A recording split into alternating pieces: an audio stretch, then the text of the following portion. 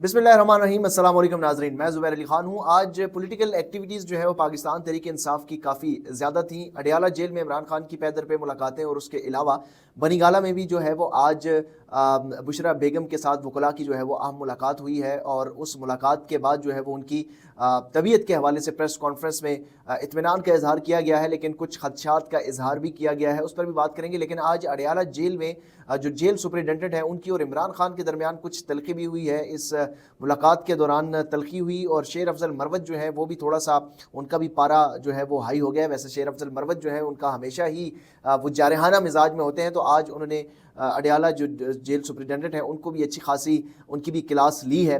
और ये क्या मामला हुआ है उस पर भी बात करेंगे। और दूसरा, जो चेयरमैन पीटीआई तब्दील करने का फैसला कर लिया गया है, इंट्रा पार्टी इंतखाबात का शेड्यूल भी आ चुका है। इस बार चेयरमैन पीटीआई जो है वो बैरिस्टर गौहर नहीं होंगे, उनकी छुट्टी हो गई है। आपको अब तक तो खबर ये मिल चुकी होगी कि सेनेटर अली जफर जो है वो चेयरमैन पीटीआई के तौर पर उम्मीदवार है और सेक्रेटरी जनरल जो है वो उमर अयूबी होंगे। इमरान खान ने क्यों बैरिस्टर गौहर को तब्दील करने का फैसला किया है, इस पर भी आज बात करेंगे। सबसे पहले तो आपको ये बताएं कि आज अडियाला जेल में साबिक वज़ीर-ए-आज़म इमरान खान से जो उनकी लीगल टीम थी वो भी मुलाकात करने के लिए गई और उसके साथ साथ जो मुख्तलिफ सियासी रहनुमा थे वो भी मुलाकात करने के लिए गए, जिसमें शेर अफजल मरवत भी शामिल थे। इसके अलावा जो उमर अयूब खान है वो भी मुलाकात करने के लिए गए। शाहराम तरकई भी आज मुलाकात करने के लिए गए, इसके लिए गए। लेकिन इमरान खान की जो मुलाकात है वो बैरिस्टर गौहर से भी नहीं हो सकी। उसके साथ साथ सिमाबिया ताहिर भी वहाँ पर पहुंची। जो जितने भी रहनुमा हैं, जो सियासी रहनुमा हैं, वो आज मुलाकात के लिए गए थे, लेकिन उनकी मुलाकात नहीं हो सकी। सिर्फ शेर अफजल मरवत, सेनेटर अली जफ़र और कुछ और जो लीगल टीम के लोग हैं वो इमरान खान से मुलाकात करने में कामयाब हुए हैं। आज अडियाला जेल में सिर्फ 6 लोगों की इमरान खान से मुलाकात करवाई गई है। अडियाला जेल हुकाम का ये कहना था कि जो रूल्स हैं उसके मुताबिक 6 लोग ही मुलाकात कर सकते हैं इमरान खान के साथ। सेक्रेटरी जनरल उमर अयूब जो थे वो अदालत का तहरीरी हुक्मनामा भी लेकर गए थे, लेकिन उसके बावजूद जेल सुपरिटेंडेंट ने उनको मुलाकात करने की इजाज़त नहीं दी। आज कुछ अहम बातें करनी थी, इमरान खान ने सेक्रेटरी जनरल उमर अयूब के ज़रिए उनको पहुंचानी थी, लेकिन वो मुलाकात ना हो सकी। और जब वो बाहर मौजूद थे तो इस दौरान शेर अफजल मरवत की जो है वो मुलाकात हुई। और शेर अफजल मरवत जब इमरान खान से मुलाकात कर रहे थे तो शेर अफजल मरवत को भी कुछ इमरान खान ज़रूरी हिदायत जारी कर रहे थे, लेकिन इमरान खान और उनकी जो लीगल टीम है उनकी मुलाकात प्राइवेसी में करने की इजाज़त नहीं होती। तो इमरान खान मुसलसल, एक तो उनको इस चीज़ का शिकवा है कि उनको प्राइवेसी में मुलाकात करने की इजाज़त नहीं होती, और दूसरा जो लीगल जो सियासी लोग हैं उनसे मुलाकात करने की इजाज़त नहीं दी जा रही। तो आज इमरान खान ने जब शेर अफजल मरवत के साथ कुछ गुफ्तगू की, कानों में वो गुफ्तगू करते हैं, मतलब करीब आकर कानों में जो है वो हिदायत दी जाती है, क्योंकि वहाँ पर खदशा ये होता है कि पुलिस एहलकार वहाँ पर मौजूद थे और आज तो जेल सुपरिटेंडेंट जो थे वो भी वहाँ पर मौजूद थे। और उन्होंने इमरान खान ने फिर जेल सुपरिटेंडेंट को भी कहा कि थोड़ी सी प्राइवेसी रखें, थोड़ी सी बात करने की इजाज़त दी जाए।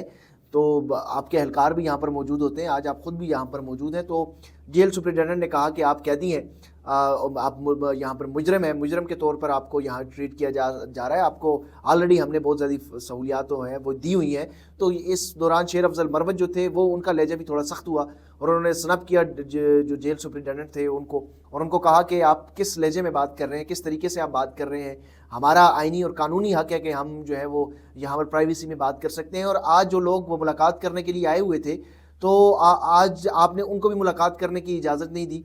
तो जो सुपरिटेंडेंट जेल है उनका भी जो लहजा है वो ज़रा तल्ख हुआ। फिर इस दौरान जो है वो इमरान खान ने शेर अफजल मरवत को भी रोका और अपनी बात जो है वो उन्होंने कंप्लीट की, जितनी वो मुनासिब समझते थे। शेर अफजल मरवत को कुछ ज़रूरी हिदायत उन्होंने दी हैं। तो मामला ये है कि ये जेल सुपरिटेंडेंट, इससे पहले हमने देखा कि उनका जो रवैया था इमरान खान के साथ वो इतना सख्त नहीं था, लेकिन जो अब इंतखाबात के बाद जेल के अंदर इमरान खान के ऊपर थोड़ी सी सख्तियाँ बढ़ाई जा रही हैं। एक तरफ बुशरा बीबी की जो तबीयत के हवाले से मुख्तलिफ इतलात आ रही हैं कि उनको जिस तरीके से खाना दिया जा रहा है और फिर बार बार उनसे पूछा जा रहा है कि खाना ठीक था। ज़ाहिर है वो पूछने का मकसद ज़िच करना ही है, ज़हनी तौर पर टॉर्चर करनी है, और फिर ये इतलात इमरान खान तक भी पहुँच रही हैं। तो बुनियादी तौर पर इमरान खान को तंग करना है और एक नए सिरे से उनके ऊपर जो सख्तियां हैं वो जेल में डालने का मकसद है। लेकिन इमरान खान उसी तरह जो है वो तमाम सख्तियां झेल रहे हैं, बर्दाश्त कर रहे हैं। کیونکہ ان کو 200 روز تو مکمل ہو چکے ہیں اور وہ بہت زیادہ چیزوں پر عادی ہو چکے ہیں. تو یہ اصل میں معاملہ شیر افضل مروت اور اڈیالہ جیل میں جیل سپرنٹینڈنٹ کے درمیان تھا. اس معاملے کے بعد اڈیالہ جیل کی جو جیل سپرنٹینڈنٹ ہیں ان کے خلاف اسلام آباد ہائی کورٹ میں توہین عدالت کی درخواست دینے کا بھی فیصلہ کر لیا ہے پاکستان تحریک انصاف نے, کیونکہ آج متعدد رہنماؤں کو باوجود اس کے کہ عدالت نے کورٹ آرڈر دیا تھا, اس کے باوجود عمران خان سے ملاقات کرنے کی اجازت نہیں دی گئی. تو اب پاکستان تحریک انصاف نے یہ فیصلہ کیا ہے کہ وہ اب اسلام آباد ہائی کورٹ سے توہین عدالت کے لیے رجوع کریں گے سپرنٹینڈنٹ اڈیالہ جیل کے خلاف. ایک تو وہ ملاقات جن لوگوں کی جو آرڈر لے کے آتے ہیں وہ ملاقات کرنے کی اجازت نہیں دی جاتی, اور دوسرا جو پرائیویسی میں ملاقات کرنی چاہیے, دینے کی اجازت دینی چاہیے. ملاقات کا مقصد یہ ہوتا ہے کہ پرائیویسی میں جو قیدی ہے وہ اپنے اہل خانہ یا اپنے جتنے بھی جن لوگوں سے ملاقات کرنا چاہتے ہیں اور جو بات کرنا چاہتے ہیں وہ پرائیویسی میں ہونا چاہیے. تو یہ بھی لیگل ایک اوبلیگیشن ہے, لیکن وہ جیل جو سپرنٹینڈنٹ ہے وہ ظاہر ہے وہ کسی اور کے کہنے کے اوپر چل رہے ہیں, تو وہ روڑے اٹکا رہے ہیں, تو ان کے خلاف اب توہین عدالت کی کارروائی جو ہے وہ ڈالی جائے گی. دوسری خبر کی طرف بڑھتے ہیں. جو آج پاکستان تحریک انصاف نے انٹرا پارٹی الیکشن کے لیے شیڈول جو ہے وہ جاری کر دیا ہے. 24 اور 25 فروری سے جو کاغذات نامزدگی ہیں وہ وصول کیے جائیں گے, اور اس کے بعد اسکروٹنی کا عمل جو ہے وہ شروع ہو جائے گا. 27 فروری تک یہ اسکروٹنی کا عمل جاری رہے گا. اس کے بعد جو پولنگ کا عمل ہے وہ 3 مارچ کو ہوگا, اور یہ اس شیڈول کے مطابق پاکستان کے چاروں صوبوں میں اور وفاقی دارالحکومت اسلام آباد میں اس سارے معاملے پر پولنگ ہوگی. اور جو پاکستان تحریک انصاف کی رابطہ ایپ ہے اس میں جتنے لوگ بھی اس ایپ کے تحت رجسٹرڈ ہیں وہ ووٹ ڈالنے کا حق رکھیں گے. اور اب تک دیکھتے ہیں کہ اب پاکستان تحریک انصاف میں سے کتنے پینل جو ہیں وہ چیئرمین اور سیکرٹری جنرل کی امیدوار کے طور پر سامنے آتے ہیں.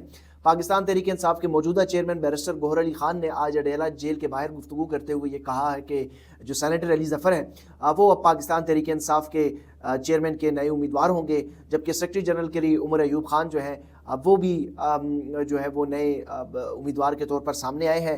بیرسٹر گوہر علی خان نے بھی اپنے جو سنی اتحاد کونسل ہے اس میں شمولیت کا اعلان نہیں کیا. اسی طرح جو سیکرٹری جنرل ہیں عمر ایوب خان انہوں نے بھی پاکستان تحریک انصاف کا جو اتحادی ہیں سنی اتحاد کونسل اس میں شمولیت کا اعلان نہیں کیا. اور اس کی وجہ یہی ہے کہ پاکستان تحریک انصاف کے جو نئے عہدیدار ہوں گے وہ اگر تیسری جماعت میں شامل ہو جائیں تو پھر ظاہر ہے وہ انتخابات نہیں لڑ سکتے. لیکن بیرسٹر گوہر جو ہے وہ آزاد حیثیت سے ہی اب پاکستان تحریک انصاف کی نمائندگی کریں گے قومی اسمبلی میں. اس کی ریزن یہ ہے کہ پاکستان تحریک انصاف خود یہ چاہتی ہے کہ ان کا پارلیمانی پارٹی جو وجود ہے وہ ضروری ہونی چاہیے پارلیمان کے اندر. اس میں عمر ایوب آ جائیں گے اور پھر قومی اسمبلی میں جو بیرسٹر گوہر صاحب ہیں وہ بھی پاکستان تحریک انصاف کی ہی نمائندگی کریں گے, کیونکہ جب یہ انٹرا پارٹی الیکشن ہو جائیں گے تو پھر پاکستان تحریک انصاف کے جو بیرسٹر گوہر ہیں وہ پی ٹی آئی میں شمولیت کا اعلان کر دیں گے. تو اس طرح پی ٹی آئی کی جو پارلیمانی ایک سینٹیٹی ہے یا جو نمائندگی ہے وہ قومی اسمبلی میں بھی بچ جائے گی.